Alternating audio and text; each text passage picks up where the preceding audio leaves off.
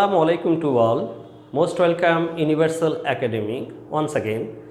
প্রিয় ছাত্রছাত্রীবৃন্দ, আমরা ধারাবাহিক পর্যায়ে ট্রান্সফরমেশন অফ সেন্টেন্সের এক্সপ্লেনেশন করতেছিলাম। আজকের টপিক হচ্ছে assertive two imperative sentence. Assertive two imperative sentence. প্রিয় ছাত্রছাত্রীবৃন্দ, আলোচনার এই পর্যায়ে অ্যাসার্টিভ থেকে ইম্পারেটিভ সেন্টেন্স খুবই ইন্টারেস্টিং হতে চলেছে। সো কেয়ারফুলি এক্সপ্লেনেশন শুনলে আই হোপ যে অ্যান্সারগুলো খুব ইজিলি করা যাবে। So you are very well known about that assertive sentence, the sentence start with the subject and explain about something, that is called assertive. And imperative sentence, the sentence start with the verb or let also consider as a verb. এই late বা verb দ্বারা যে সেন্টেন্সগুলো হয় সেটাকে বলা হচ্ছে imperative sentence. So first all number one, when you notice you as a subject in any sentence, অর্থাৎ Yuta কোনো সেন্টেন্সের সাবজেক্ট হিসাবে থাকলে এই সেন্টেন্সটাকে ইম্পারেটিভ করার জন্য you just use the main verb. First take the main verb. The ভার্বটা অবশ্যই প্রেজেন্ট ফর্মে হবে, অন্য কোনো ফর্মে দেওয়া যাবে না। প্রেজেন্ট ফর্ম মেন ভার্ব দেওয়ার পরে অবজেক্ট বা আদার বা এক্সটেনশন যে নামেই বলি না কেন, জাস্ট এটা দিয়ে দিলেই অ্যান্সারটি হয়ে যাবে। সেটা অবশ্যই সেন্টেন্সটা অ্যাফার্মেটিভ হলে এই কাজটা করতে হবে। অ্যাফার্মেটিভ, দ্যাটস মিন হ্যাঁ বোধক। আর এখন you have a question that if the sentence belongs or negative form, তাহলে কি করব? নেগেটিভ হলে ঘাবড়ানোর কিছু নাই, জাস্ট আমরা ডু নট দ্বারা অথবা নেভার দ্বারা বাক্যটি স্টার্ট করব। দেন মূল ভার্বের প্রেজেন্ট ফর্ম দেব V1, দেন আদার দেব, তখন অ্যান্সারটি হয়ে যাবে। যখন সেন্টেন্সটি নেগেটিভ থাকবে, আমি এখানে ব্র্যাকেটে অ্যাফার্মেটিভ আর নেগেটিভ দিয়ে বোঝাচ্ছি। যদি বাক্যটা হ্যাবোধক হয় বা নাবোধক হয় সেক্ষেত্রে আমরা ইম্পারেটিভ বানাবো এভাবে। সো প্রিয় ছাত্রছাত্রী, ডেমো দেখেন। So you must obey your teachers.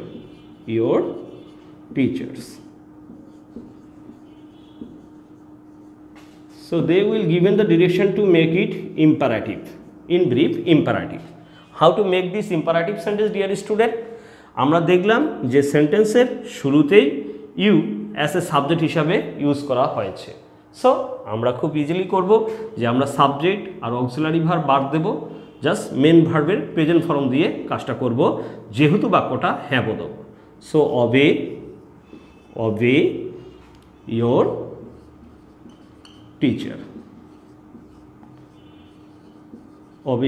teacher. যদি বাক্যটা না বোধক হতো তাহলে আমরা কি করতাম? যেমন একটা ডেমো দেখি। You did not cheat anyone. So direction হচ্ছে কি ইম্পারেটিভ সেন্টেন্স করার। সেক্ষেত্রে আমরা কি করব? যেহেতু বাক্যটা আবারও ইউ দ্বারা শুরু হয়েছে এবং সেন্টেন্সটা নেগেটিভ ফর্ম, সো সেক্ষেত্রে আমরা জাস্ট ভার্ব দিয়ে শুরু করব না। আমরা এক্ষেত্রে সেন্টেন্সটাকে আমরা রিয়েলাইজ করব যেটা কোন টেন্সে আছে। যদি টেন্সটা আমি অ্যাডভাইস করব, যদি প্রেজেন্ট বা ফিউচার টেন্সে থাকে তাহলে আমরা ডু নট দিয়ে শুরু করব, আর যদি সেন্টেন্সটা পাস্ট টেন্স হয় তাহলে নেভার দিয়ে শুরু করব। এটা জাস্ট আমি অ্যাডভাইস করলাম। আপনি যদি ডু নট দিয়েও শুরু করেন সেক্ষেত্রেও হয়ে যাবে, কিন্তু আমি এটা পাস্ট টেন্স থাকার কারণে নেভার দিয়ে শুরু করব। Never cheat anyone. আশা রাখি ইম্পারেটিভ সেন্টেন্স করার ক্ষেত্রে অ্যাফার্মেটিভ থেকে অ্যাসার্টিভ থেকে ইম্পারেটিভ করার ক্ষেত্রে ইউ যদি বাক্যের শুরুতে থাকে এই ফরম্যাট অ্যাপ্লাই করলে খুব সহজে ইম্পারেটিভ সেন্টেন্স হয়ে যাবে। Dear student, now I will explain the another rules, and this rule is very important for the student. এই 2 নম্বর রুলসটি খুবই গুরুত্বপূর্ণ। কেন গুরুত্বপূর্ণ আমি বলতেছি, এক্ষেত্রে ভায়েস ভার্সা হিসাবে আমরা ইউজ করব ইম্পারেটিভ থেকে অ্যাসার্টিভ নিয়ে যাওয়া। বোর্ডে কিন্তু অ্যাসার্টিভ থেকে ইম্পারেটিভ যেই রুলসটা আমি শিখাইলাম ইউ এর ক্ষেত্রে, এটা বিপরীত যেটা আছে ইম্পারেটিভ থেকে অ্যাসার্টিভ, এই রুলসটা বেশিরভাগ ক্ষেত্রেই আসে। সো বি কেয়ারফুল, এটা মনোযোগ সহকারে দেখতে হবে। যদি কোনো সেন্টেন্স ভার্ব দ্বারা শুরু হয়েছে, ভার্ব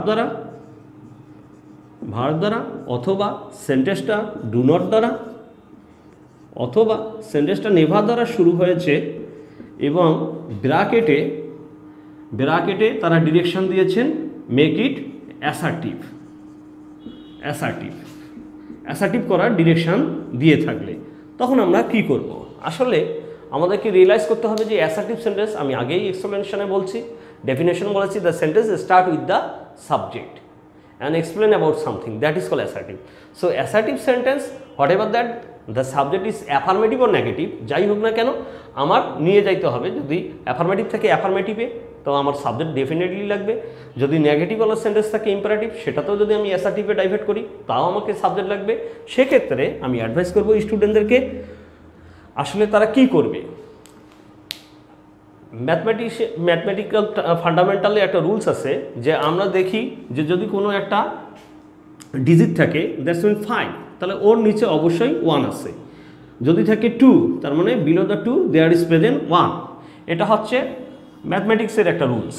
সো ইংলিশের যদি কোনো সেন্টেন্স ভার্ব দ্বারা বা ডু নট দ্বারা বা নেভার দ্বারা যদি স্টার্ট হয়ে থাকে, তাহলে আমরা বুঝে নেব ওর সামনে কে আছে, সাবজেক্ট হিসেবে ইউ আছে। যদি জানা না থাকে কারো, তাহলে খুব সহজে জিনিসটা বুঝে নেন যে অবশ্যই তার সামনে ইউ আছে। ডু ইট নাও, তার মানে কাকে বলা হয়েছে যে তুমি এটা করো বা আপনি এটা করেন, ঠিক আছে। সেক্ষেত্রে আমি যদি do not talk in the class, তার মানে তুমি কথা বলিও না, তার মানে আছে কে, ইউ আছে। সো ইউটাকে অবশ্যই আমাদেরকে নিতে হবে। ইউ নেওয়ার পরে জাস্ট আমরা শুড ভার্বটা নেব। শুড এটা অ্যাস এ রোটেট মুখস্থ অক্সিলারি হিসাবে আমরা নেব সেন্টেন্সকে মিনিংফুল করার জন্য। ইউ শুড, আর যদি বাক্যটা না বোধক হয় ডু নট বা নেভার, জাস্ট আমরা তখন নেগেটিভটা অ্যাড করে দেব। অর্থাৎ আমি এখানে প্লাস মাইনাস দিয়ে রাখলাম কেন, যদি বাক্যটা হ্যাবোধক হয় তাহলে আমরা নটটা দেবো না, আর যদি না বোধক হয় সেক্ষেত্রে আমরা নটটা অ্যাড করে দেব। এরপরে আমাদেরকে কি করতে হবে, জাস্ট মূল ভার্বের প্রেজেন্ট ফর্ম আর আদার বা এক্সটেনশন ইউজ করে একটা ফুল স্টপ দিলেই আমাদের অ্যাসার্টিভ সেন্টেন্স হয়ে যাবে। এই উল্টানো সিস্টেমটাই ভেরি ভেরি ইম্পর্টেন্ট এবং প্রতি বছর বোর্ডে অ্যাসার্টিভ টু ইম্পারেটিভের রুলস হিসাবে এই উল্টানোটা আসে। সো এখানে কেয়ারফুলি আপনাদেরকে ডেমো দিচ্ছি, আপনারা নোটিশ করেন। Do not make a noise, direction দিল অ্যাসার্টিভ করার জন্য, অ্যাসার্টিভ।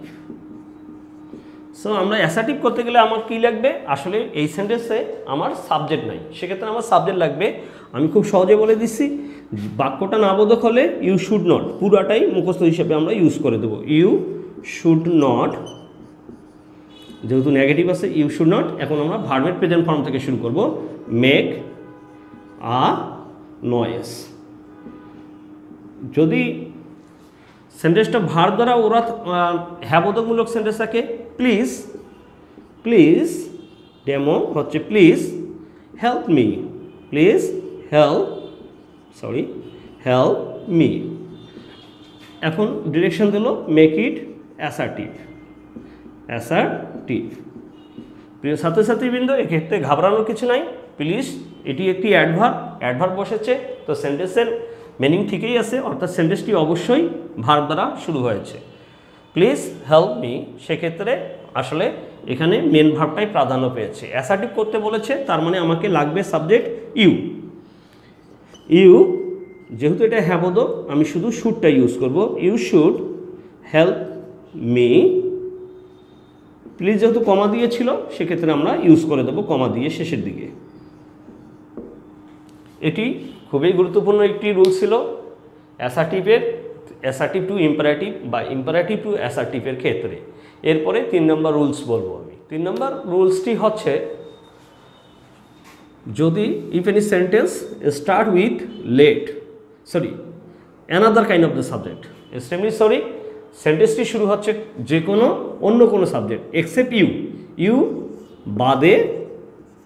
বাদে অন্যান্য যে সাবজেক্টগুলো আছে, অন্য সাবজেক্ট বাক্যের মধ্যে দিয়ে থাকলো এবং আমাদেরকে ডিরেকশন তখন দিবে যে ইম্পারেটিভ করার জন্য। সো অন্য সাবজেক্ট তো অনেকগুলোই আছে, আই আছে, উই আছে, হি শি বা নেম, কারো নাম থাকতে পারে, রানা মিনা টিনা এরকম। সো এনি হাউ এরকম অন্য কোনো সাবজেক্ট দ্বারা যদি সেন্টেন্সটি স্টার্ট থাকে এবং সেটাকে ডিরেকশন দেয় ইম্পারেটিভ করার জন্য, ডোন্ট ওয়ারি অ্যাবাউট দ্যাট, আমি এক্সপ্লেন করে দিচ্ছি প্রিয় ছাত্রছাত্রীরা। সেক্ষেত্রে আমরা জাস্ট স্টার্ট করব লেট দ্বারা। কি দ্বারা? লেট আমরা লেখার পরে উক্ত সাবজেক্টগুলোর অবজেক্টিভ ফর্ম ব্যবহার করব, যেটাকে আমি সংক্ষেপে বললাম ওসি। অবজেক্টিভ ফর্ম কি? প্রত্যেকটি সাবজেক্টেরই অবজেক্টিভ ফর্ম আছে এবং পসেসিভ ফর্ম আছে। আই এর অবজেক্টিভ হচ্ছে মি, উই এর অবজেক্টিভ হচ্ছে আস, হির অবজেক্টিভ হচ্ছে হিম, শি এর অবজেক্টিভ হচ্ছে হার, দের অবজেক্টিভ হচ্ছে দেম। যদি কোনো নাম হয় যেমন রানা, অন্যান্য সাবজেক্টের ক্ষেত্রে ঠিক ওই সাবজেক্টটি ইউজ হবে, শুধু এগুলো পরিবর্তন হয়। আর অন্যান্য সাবজেক্টের ক্ষেত্রে সেই অবজেক্টিভ ফর্মগুলো অ্যাজ দ্য সাবজেক্টটাই থেকে যাবে, রানা। সো অবশ্যই লেট বসাতে হবে, ওসি বসাতে হবে, দেন ভার্বের প্রেজেন্ট ফর্ম, দেন আদার। অর্থাৎ একটা জিনিস খুব করে খেয়াল রাখতে হবে প্রিয় ছাত্রছাত্রীদেরকে, অ্যাসার্টিভ থেকে ইম্পারেটিভ ক্ষেত্রে প্রতিবারে ভার্বের বেস ফর্মটি বসবে। অন্য কোনো ফর্মে থাকলে সেটাকে আমরা যখন চেঞ্জ করব তখন অবশ্যই প্রতিবারে খেয়াল করে ভার্বের প্রেজেন্ট ফর্মটি ইউজ করতে হবে। সেটা 1 2 3 যে কোনো রুলসেই প্রয়োগ করি না কেন। ওকে, সো ডেমো হচ্ছে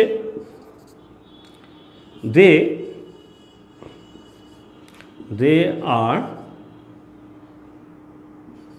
playing